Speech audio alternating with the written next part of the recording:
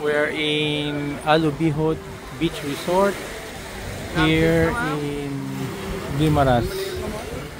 So, white sand pala ito dito talaga, no? White sand, no? Galing!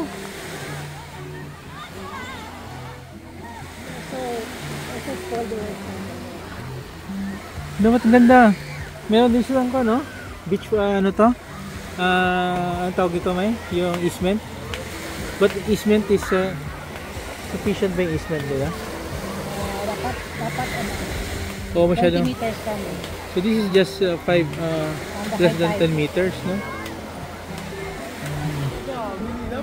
Ito. Ah, dami mga kuwan mo yun. Kalahi mo yun.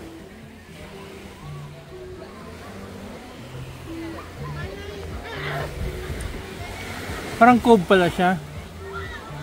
Na?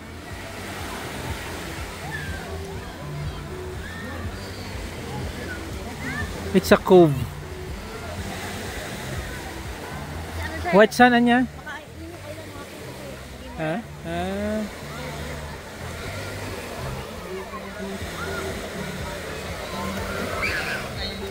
Maganda yung ko naman yung lupa, oh. Not as white pa, no? But huh?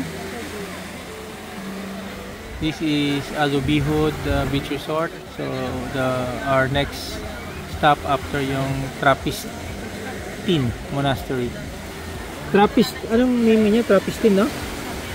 Yung kanina pinuntahan natin yung Trappist o Trappistin? Ah, okay. So we'll see if we can circumnavigate, no?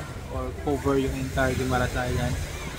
It took us mga 15 minutes lang, no, na ferry from the port of Iloilo.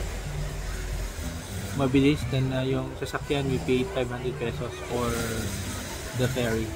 Maganda din itong tourist na attract, no? Ito yung mga accommodation niya, cottages. Okay na tayo, Dana. You have seen it? No?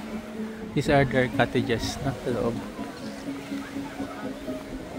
Marami sila, fully booked sila, kaya hindi nila. These are the cottages.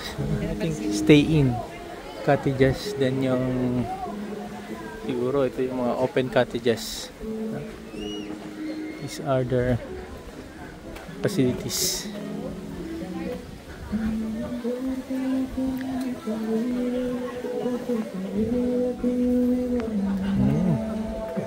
Ito yung mga inside, no, ng cottages.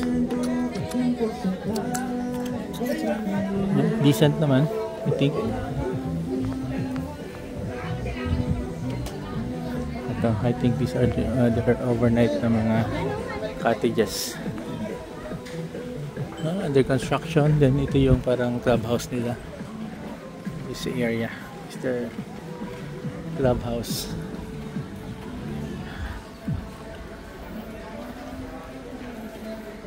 Okay.